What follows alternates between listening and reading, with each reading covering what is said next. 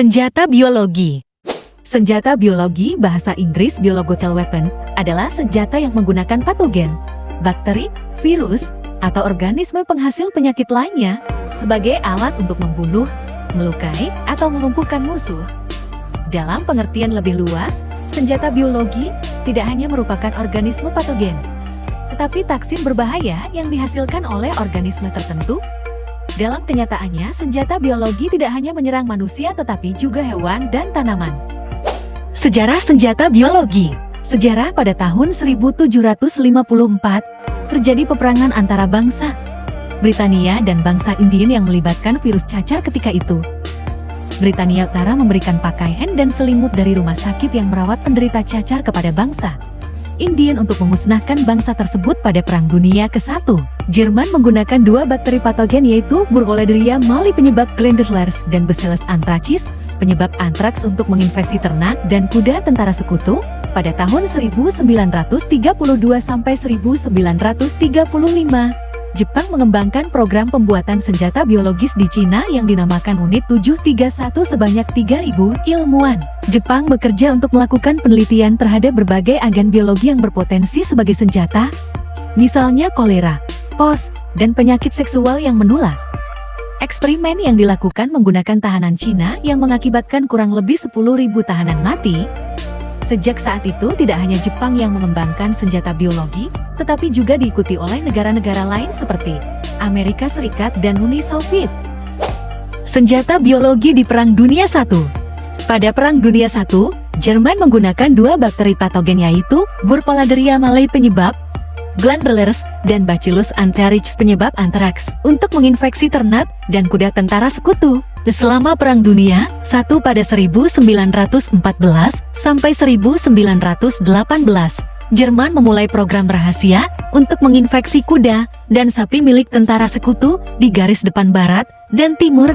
Agen infeksius untuk dilaporkan telah digunakan, misalnya agen Jerman menyusup ke Amerika Serikat dan secara diam-diam menginfeksi hewan sebelum dikirim melintasi Atlantik untuk mendukung pasukan sekutu. Selain itu, dilaporkan ada upaya Jerman pada tahun 1915 untuk menyebarkan wabah di St. Petersburg guna melakukan perlawanan Rusia.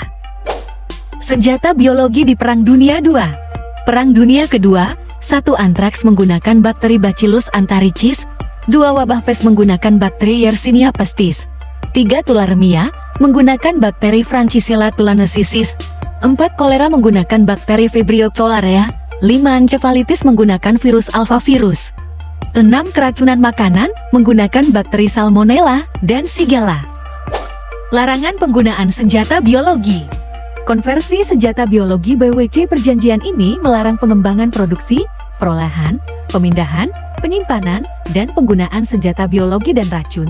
Protokol Jenewa 1925 protokol ini melarang penggunaan gas beracun atau gas lainnya yang dapat menyebabkan sesak napas, serta penggunaan metode bakteriologi perang. Konferensi DIN Haag 1899 dan 1907, konferensi ini melarang penggunaan senjata beracun termasuk biologi dan kimia.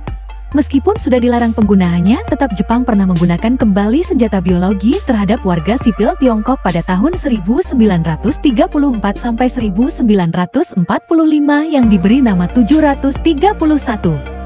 Keuntungan penggunaan senjata biologi. Keuntungan pakai senjata biologi adalah biaya produksi alternatif relatif murah dibandingkan senjata penghancur lainnya, dan waktu yang diperlukan dalam pembuatan agen biologi cukup sederhana, dan waktu yang diperlukan dalam pembuatan relatif lebih pendek. Secara ekonomis, pembuatan senjata biologi juga menguntungkan karena dapat dibuat vaksin atau penawar dari senjata biologi yang telah diciptakan dengan alat yang sama, namun vaksin dapat dipergunakan kembali dengan harga tinggi. Kerugian penggunaan senjata biologi. Penggunaan senjata biologi juga memiliki kelemahan yang apabila tidak diperhitungkan secara cermat dapat merugikan.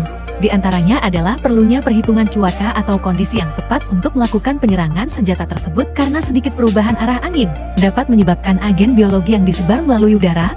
Waktu tinggal atau ketahanan mereka di udara merupakan hal yang penting untuk diketahui agar tidak terjadi infeksi sekunder pada pasukan penyerangan ketika mereka memasuki daerah yang telah berhasil dilumpuhkan atau diinfeksi.